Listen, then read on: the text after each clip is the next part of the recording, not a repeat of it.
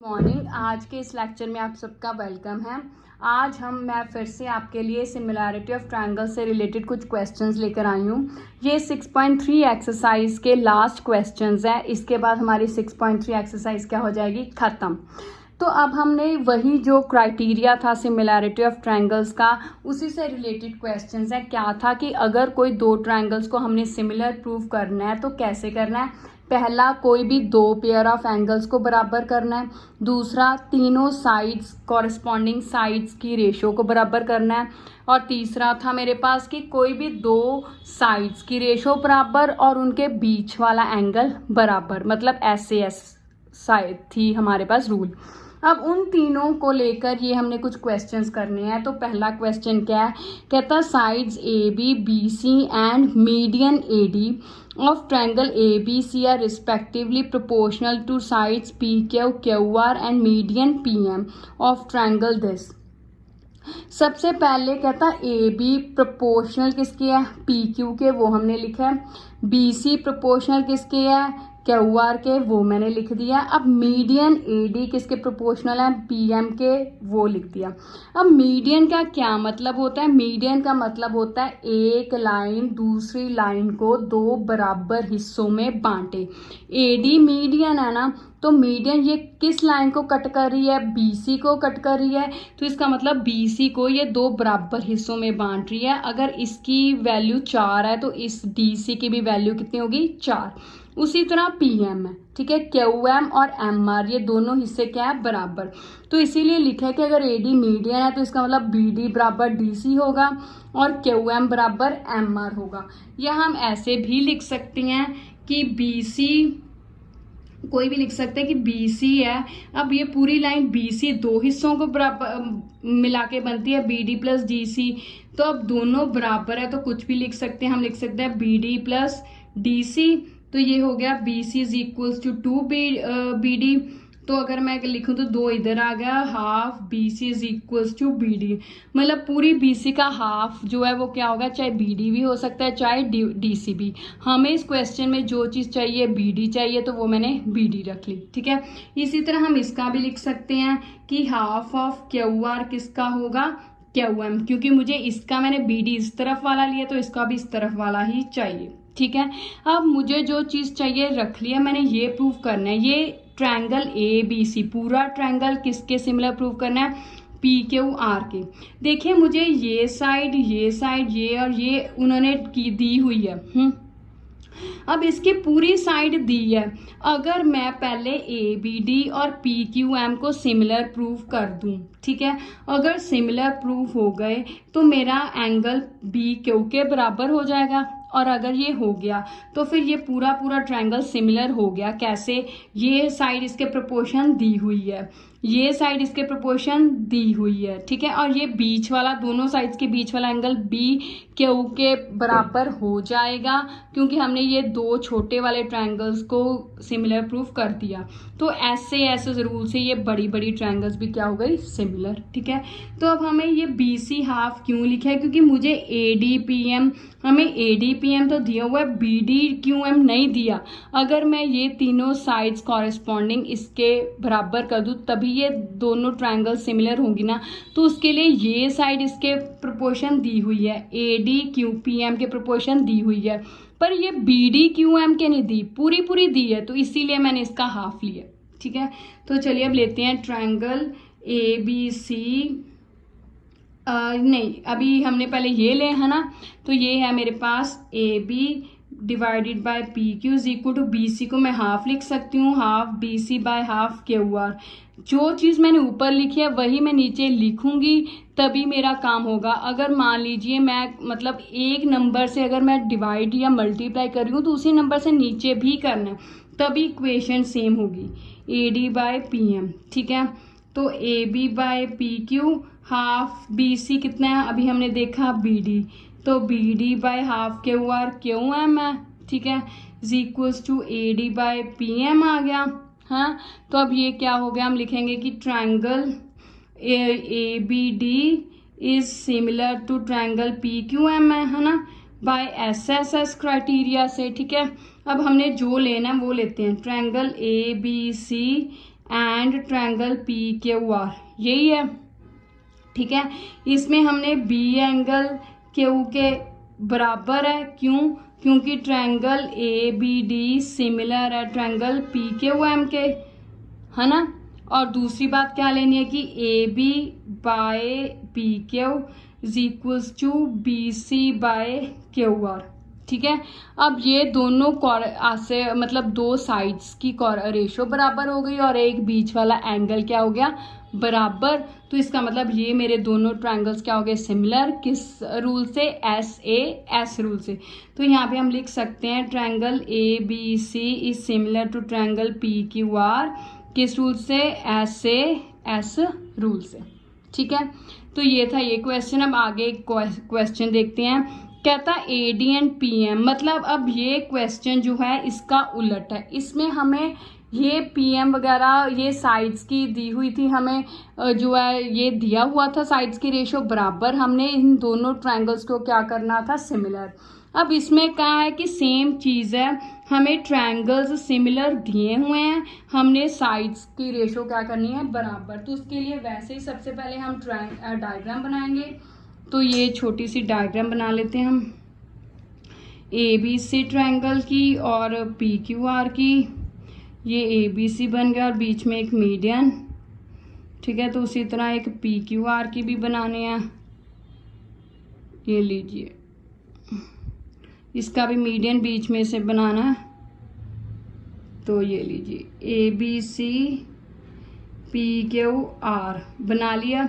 अब AD और PM क्या है, मीडियन है, ठीक है। अब क्योंकि ट्रायंगल ABC सिमिलर कही है उन्होंने, किसके, PQR के, सिमिलर है ना, तो इसका मतलब B एंगल Q के बराबर ही होगा, ठीक है। वैसे तो A एंगल P के बराबर होगा, C R के और B Q के, लेकिन हमें सिर्फ यही चाहिए तो हमने ये लिख लिया। और साइड्स की रेशो बराबर होगी, तो साइड्स क्या है, AB by PQ is equals to AC by PR is equals to BC by QR, यही है। अब क्योंकि AD और PM मीडियंस है, तो इसका मतलब हाफ हाफ बराबर होगा, जैसे हमने यही लिखा था सेम वैसे करेंगे। तो AB by PQ is equals to AC by PR is equals to इधर half BC by half QR, ठीक है। तो ये क्या आ गया, AB by PQ is equals to AC by PR is equals to half BC क्या है मेरे पास, BD। तो ये आ गया मेरे पास BD बाय QM आ गया, ठीक है। क्यों यहाँ पे लिख सकते हैं, क्योंकि AD मीडियन है, तो इसका मतलब हाफ BC किसके बराबर हो गया, BD के। उसी तरह PM मीडियन है, तो हाफ QR किसके बराबर हो गया, QM के, ठीक है। अब AB PQ के कॉरेस्पॉन्डिंग है, AC PR के कॉरेस्पॉन्डिंग है हमने अब, और BD QM के। अच्छा ये हो गया। अब मेरे पास क्या आ गया, अब देखिए, अब ट्रायंगल हमने लेना है ABD एंड ट्रायंगल लेना है PQM। हमें इसकी साइड्स करने को कहा है, तो इसका मतलब ये दोनों ट्रायंगल्स हम सिमिलर प्रूफ करेंगे, तभी इनकी साइड्स होगी हमारे पास रेशो बराबर। तो ABD में हमारे पास B एंगल Q के बराबर है, प्रूव्ड अबव, पहले ही हमने, क्योंकि सिमिलैरिटी की हमें कंडीशन दी हुई थी, ठीक है। आगे अब AB बाय PQ और BD बाय QM, ये दोनों साइड्स की रेशो बराबर है। तो फिर हम क्या लिख सकते हैं कि ये दोनों ट्रायंगल्स ABD सिमिलर है PQM से, किससे, SAS रूल से, है ना।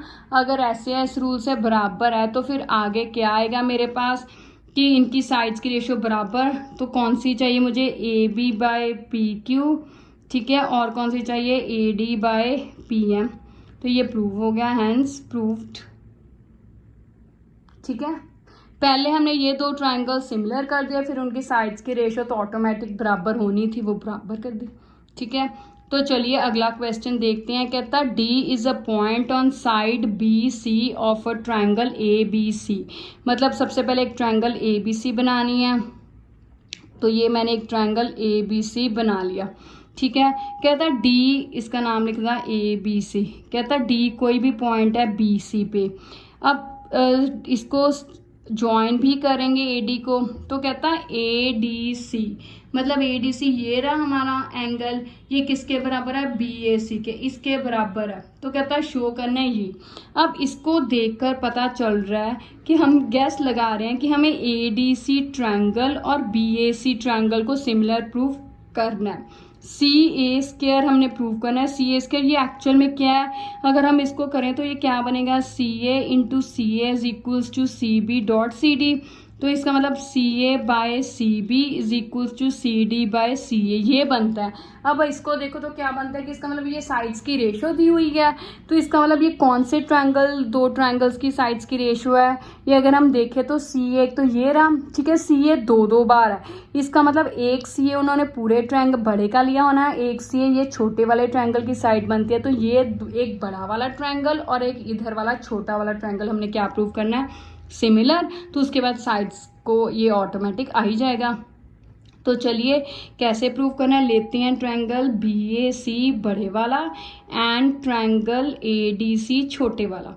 अब ये D एंगल, ये बड़ा angle BAC is equals to angle ADC, ये तो हमें गिवन ही है, दिया ही हुआ उन्होंने खुद ही, ठीक है।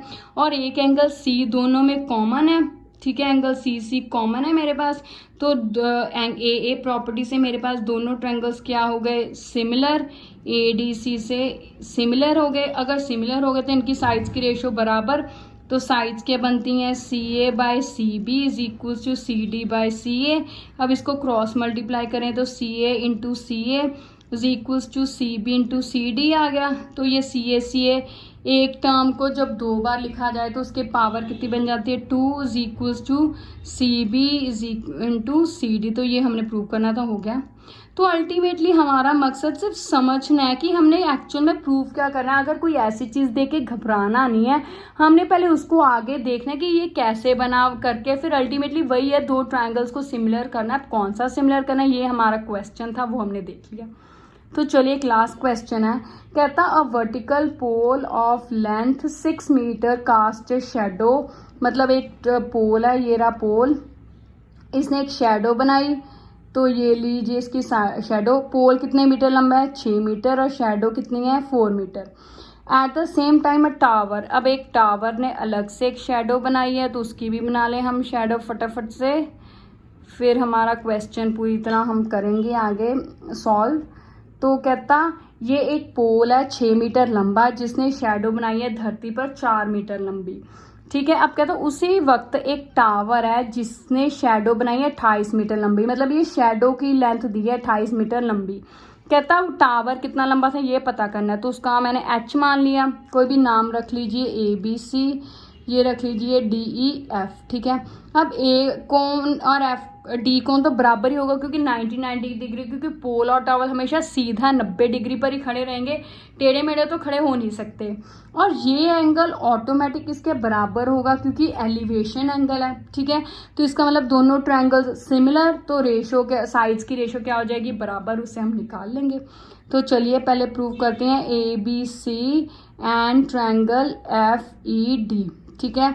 अब angle A is equals to angle D, ठीक है, 90 डिग्री होगा। Angle C is equals to angle F, angle of elevation, ठीक है। तो इसका मतलब ABC मेरे क्या हो गया, सिमिलर हो गया FED के कौन से क्राइटेरिया से, AA से। तो इसका मतलब इनकी साइड्स अब क्या हो गई, रेशो बराबर, तो आ गया ED by AB is equals to FD by AC। ED क्या है, H by 6 is equals to 28 by 4, ये 4 के टेबल पे कट किया, कितना आ गया 7। अब 6 उधर चला गया तो कितना आया 7 इंटू 6, तो H कितना आ गया मेरे पास 42 मीटर। तो यही हमने प्रूव करना था, टावर की हाइट कितनी आ गई 42 मीटर, ठीक है। ये थे आपके सिमिलैरिटी ऑफ ट्रायंगल से रिलेटेड कुछ क्वेश्चंस 6.3 एक्सरसाइज में से। अब इसके बाद हम एक नई थ्योरम और 6.4 एक्सरसाइज स्टार्ट करेंगे। अगर इतने लेक्चर्स में से जो 6.3 में से हमने क्वेश्चंस के अगर कोई प्रॉब्लम हुई तो मुझे कमेंट्स में बता सकते हैं। Thank you, have a nice day.